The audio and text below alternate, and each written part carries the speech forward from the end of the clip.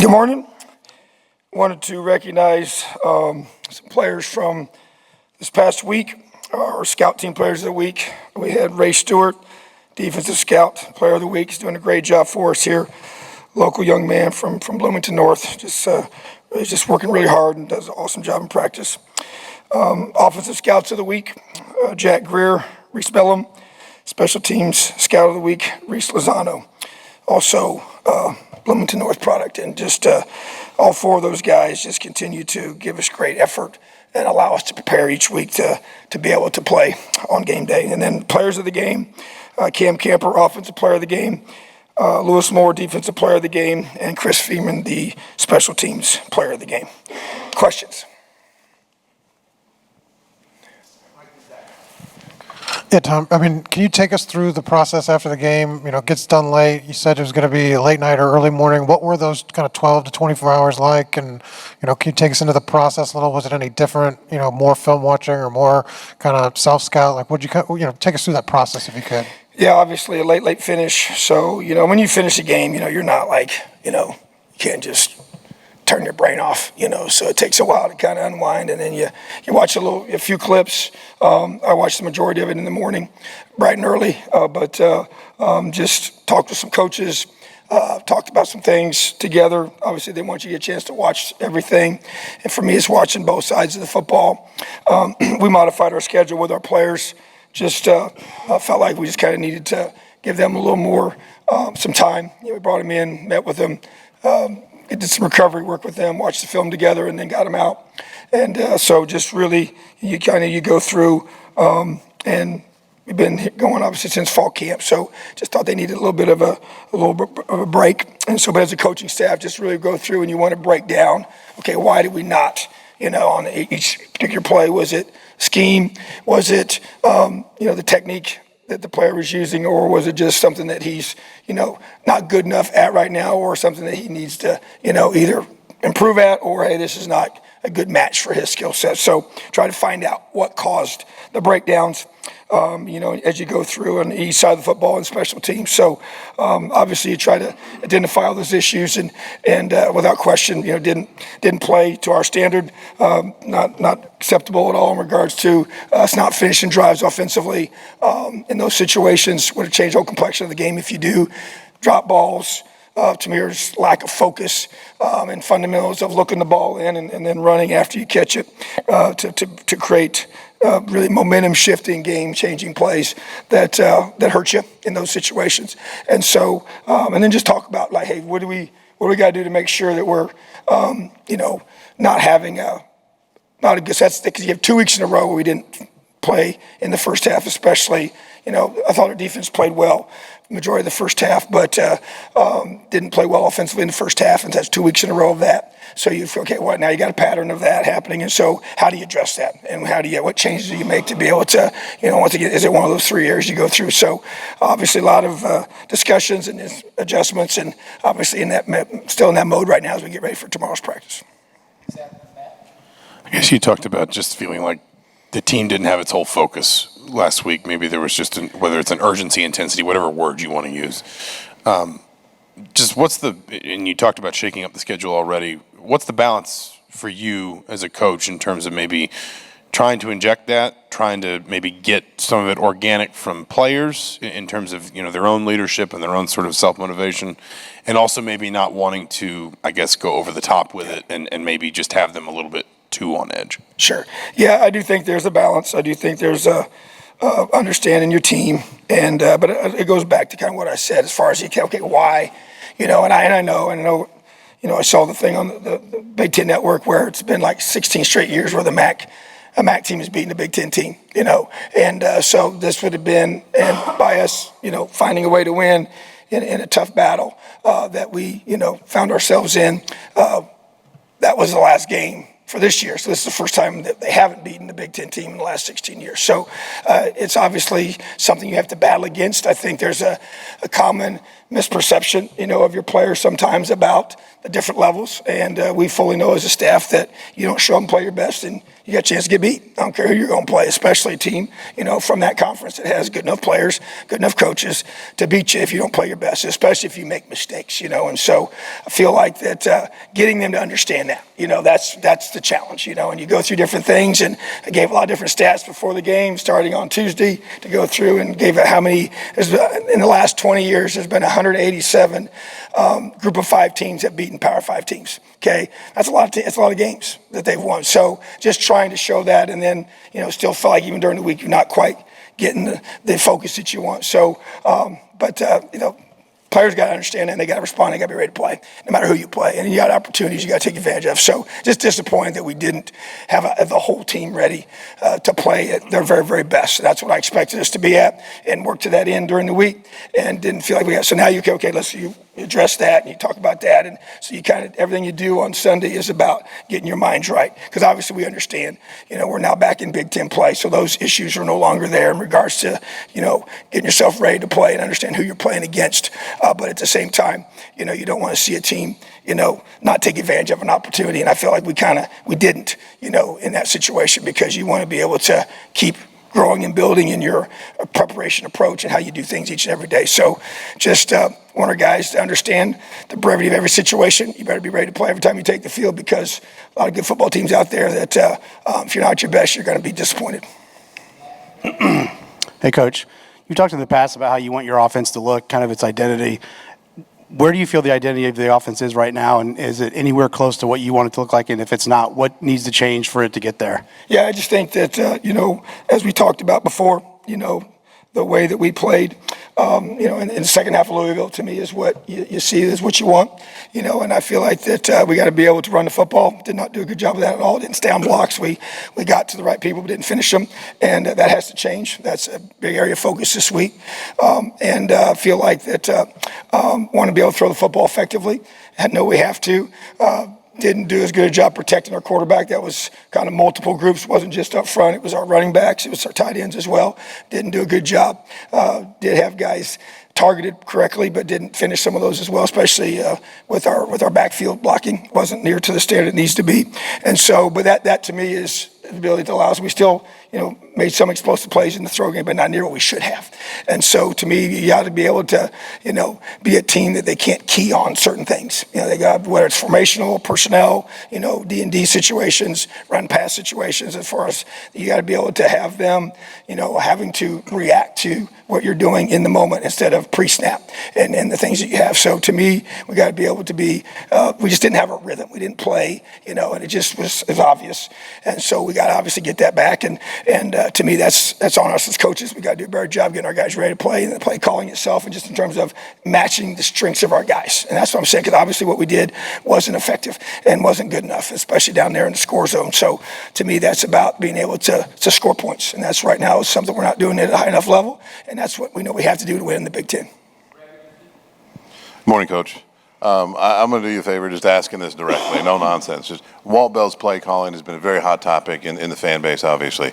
Do you feel the play calling has maximized the potential of this offense through 4 games, and are adjustments needed moving forward? Well, obviously on Saturday it was not. We did not score points offensively. We did not take advantage of situations offensively, and you can look at different reasons for that. But the bottom line is at the end of the day, it's the job of the offense to score. It's the job of the defense to keep out of the end zone. And part of that is protecting the football on both sides of the ball. We create takeaways on defense. We did have one that we gave away on offense, which hurt us for sure. Defense helped them do a field goal, but at the same time, we're not scoring the points we need to score without question. So to me, we got to do a better job of that. And so that's everything. It's play calling, it's technique, it's the scheme adjustments, it's everything we need to do to be able to maximize our guys and help us get the ball in the end zone. So at the end of the day, we're performance-based assessment, and we got to perform as players and as coaches. And so the goal is to get the ball in the end zone offensively, and so we can win football games. And so got to get better. Yeah, hey, Tom, when you look at Maryland, what challenges do you see from them offensively and defensively? Well, really good football team. Coach Loxley's doing a great job there. They've recruited a lot of good players, got a really good quarterback, one of the best quarterbacks in the Big Ten. Obviously, as a returning multi-year starter, very experienced, a lot of talent at the receiver position, tight end position, very productive. Their leading receivers are tight end. They're 3 good running backs, 2 that we faced last year extensively, and defensively big and physical. They've always been athletic every year. Played them here for 8 years now, and always one of the most athletic teams we play. That's no different this year. They're creating a lot of takeaways on defense. They've scored a lot of points off takeaways for their offense. So they're playing really complimentary football. They're 4-0 right now, just their first Big Ten win this past weekend, and played really well in East Lansing. So a really good football team. And they're just, they play hard, physical, and athletic on both sides of the ball, and then on special teams as well. So definitely a very, very important game for us, big week for us as we get back into Big Ten play and playing a really, really good football team on the road. Tom, you talked about your film study and the scheme versus the individual execution component to it. Was there a percentage that leaned one way or the other when you studied the film? And regardless, what's the diagnosis for both issues as you go forward? Yeah, I think the biggest, glaring thing to me was technique and execution as far as being able to finish out the plays. We had some good things called at times we didn't execute. We had, when even pre-snap, you look at this play and you're like, okay, it should end up good for us, and we didn't execute the play, whether it was poor footwork or finishing the block or being able to make the proper read, so, and then obviously there's times where we feel, hey, we could have called a better call here, we could have done this better there, and there's a combination of some of those things as well. But to me, I just feel like we got to be locked in, we got to execute. To me, that to me is the focus of what we have to be able to do better, and also just be able to continue to maximize your quarterback's skills and what he does, and help him be able to make the best decisions possible. And so I think just sometimes even limiting some of those things for him can help him as well. I think as the season progresses and you get multiple things that you have to see and adjust to each week as teams begin to game plan against a certain quarterback, that's important for him to be able to do those things. So, but we as coaches have to do a great job of helping him. So it's a combination without question, but I thought the biggest issue was not executing, the calls and being able to, play with the great technique we have to have and the effort we have to finish out the blocks, finish out the plays, and then just, play good football, which obviously wasn't to our standard on offense. Tom, with the types of focus issues that you've talked about, and this is your first true road game of the season coming up, what sorts of challenges does that present in terms of getting your guys locked in? And could that, the change of scenery maybe benefit your guys in terms of getting them locked back in? Well, you need to play well on the road, obviously, in order to have success first season. So I think, we obviously had a chance to travel to Indianapolis. It wasn't a long trip, did not get on a plane. We just took a bus there, so we're going to fly to Maryland. So you get this, but once you get there, I think it's a similar feel. So you have the hotel, the walkthroughs, the movements in that setting. So we had a chance to do that together, which is a positive thing.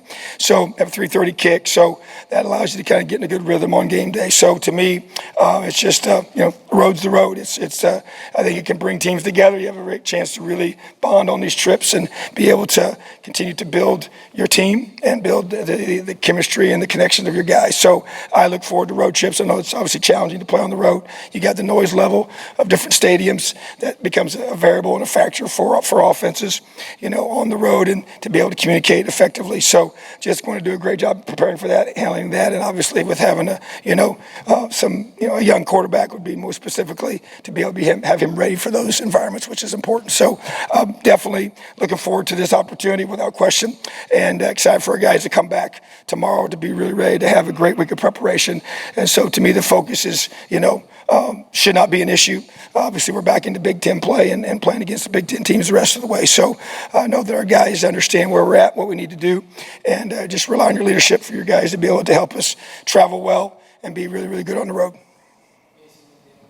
Coming from your defensive background, I think Lewis Moore said Saturday night that there were a lot of lessons that Indiana could take from that performance against Akron. How have you kind of seen them respond in these next 48 hours with regards to the evaluation of that performance? Yeah, I just think there's first of all, when you think about your team and how you build your team. You look for in those moments when things aren't going the way you expected them to go, especially that kind of a game. So you always know when you play a team like that you're favored against. As the game progresses and they still hang around, you see their sideline energy increase, and then the energy of the team that's supposed to win, it kind of like everybody's looking around each other like, what's going on here?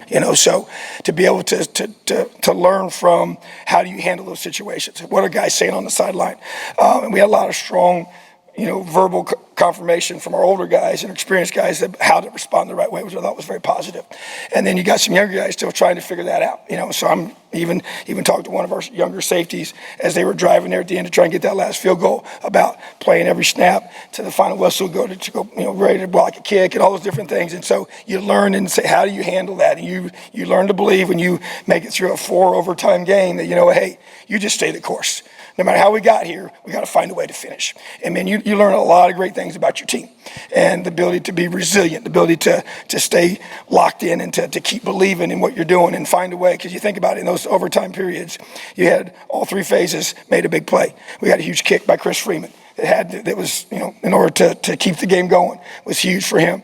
And then you had a huge, 2-point play that we executed correctly to be able to win the game, and then the defense had to go out there and get a stop in that situation. So all 3 phases had to come together. When you're fatigued, you played for a long time, especially all the snaps we played on defense for obvious reasons. And so how are you going to be able to bow up? So you learn from those things, and you be able to dig deep and have to execute in those moments. So you're just teaching all the time. You're teaching yesterday, you're teaching in those moments, and you got to learn from that. And you also got to learn, hey, when things aren't going your way offensively, how do you guys respond when you get your chance to go out there and finish off a game? What are you going to do? And so to me, much to learn, got to grow from it. We're still young in our season. Got to get our guys and our leaders to be able to, and I thought even on offense, especially up front, guys saying the right things, trying to keep the guys together, stay focused, stay locked in, and just to kind of, hey, we got to come back and do it again and try to find a way to get this corrected, self-corrected during the game. So obviously didn't get what we needed, for the majority of the game, but obviously made a play at the end to be able to help us win. So you still have to find a way to win a football game, which isn't easy to do. We made it way harder than it needed to be, but also respect for them. And at the same time, what do we got to do to make sure we keep growing and getting better as a football team? DJ Irons had a lot of big scrambles against you guys. Obviously, he's a really talented quarterback, and there's no perfect defensive answer for dual threat quarterback who can create plays like that. But after 2 weeks in a row where that QB scrambles kind of really hurt you, what's like the coaching point to try and make sure that doesn't happen? Yeah, there's no doubt. I mean, you bring up a great point. It's going to be a huge emphasis this week. We're playing the third one. That's going to be very, very elusive. He hasn't been sacked very many times, and because he's hard to get on the ground. We've played him the last couple of years and know it full well. And so, yeah, we got to specifically drill. We're going to do some things specifically in drill work, as a defense to be able to work through this. I got to do a great job simulating that. Going to make some adjustments schematically because obviously some things we've been doing to put a little more stress on that and not giving us a chance to be as effective. So we're going to make some adjustments there, which we need to make. But bottom line is, you're right. I mean, that's when a quarterback breaks containment like that, that's when everything, whether him running it or, and obviously Irons had the ability to has the speed to get down the field and hurt you in a big way. And so does the one we're playing this week. So I just think that we got to do a better job schematically, and I think we also got to do a better job practicing it specifically, so obviously you work through it all, but it's got to be a specific thing we're working on, and it is going to be this week because obviously it's hasn't been one of our strengths the last 2 weeks, and it's going to have to be on Saturday. The most interceptions you've had in 1 year is 4, I believe, in 2020. You have Phillip with 3 right now.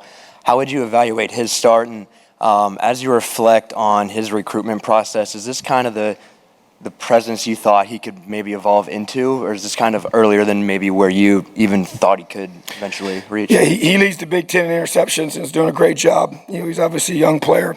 I definitely believed he was a talented player coming out of high school. Felt like we got kind of a little bit of a diamond in the rough kind of kid that wasn't maybe recruited to the level that I thought he should have been, and that was to our benefit, because some people overlooked him, but he was a really talented receiver. That's kind of the common denominator between he and Lewis Moore. Both those guys were receivers also in high school, and the ball skills that you have to be a receiver and understanding the tracking of the football and playing the football, and being able to make just good hands catches, and he has good hands, but he also has great instincts, so thought he had a chance to be really talented without question.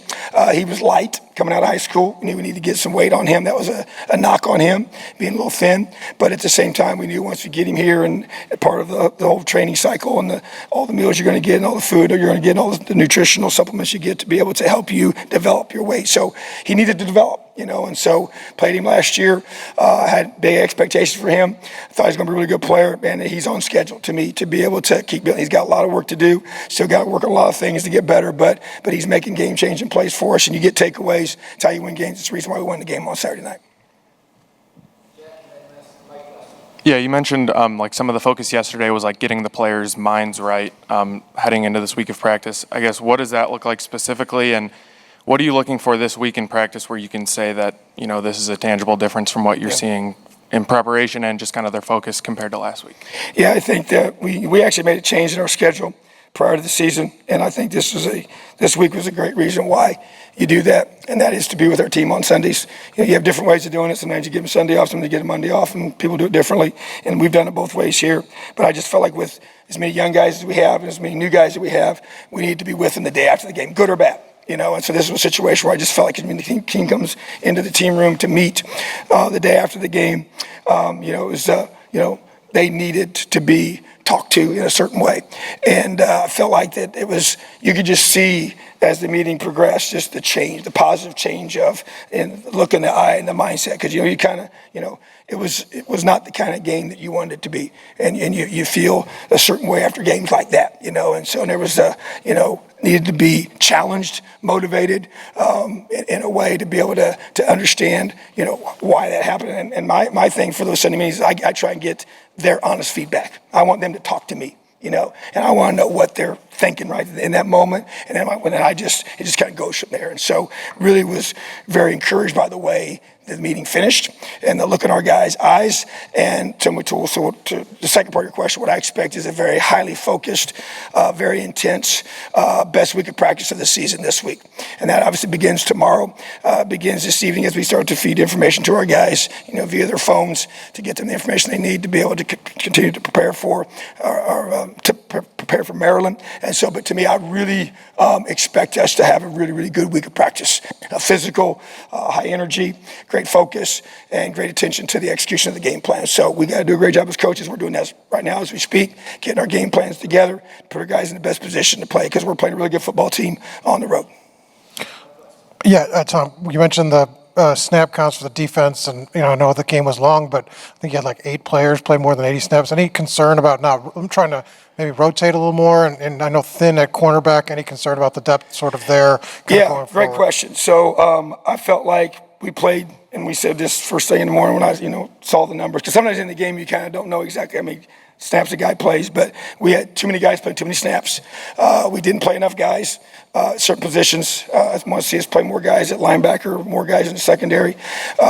Talking to those coaches, I understand there was different reasons for that. Got some guys dinged up at corner, as you mentioned. So, but the play count was too high just because of the nature of the game in terms of defensively, and it hasn't been that way all season. So when you say concern, it's just, we got to play more guys. And that to me is the expectation, and get more guys ready to play, more rotation up front on the defensive line. I want to see a few more of those guys play more snaps, have some guys' snaps go down, other guys' snaps go up, and then continue to add more guys to the arsenal to help us play, because that helps them obviously late in the game. So, but I will say, as many snaps some of those guys played, for them to be able to finish the way they did with the energy that they had was impressive. It means they're in really good shape. But at the same time, I don't want them to have to be doing that each week. But the goal is to have play more players and be able to do a great job of keeping the snap counts down by us staying on the field more on offense, and also getting off the field on defense. That's part of their job as well, to eliminate longer drives. So, but the bottom line is team effort on that, and that includes the coaches of playing more guys and getting more guys ready to play. Awesome. Have a great day. Elio.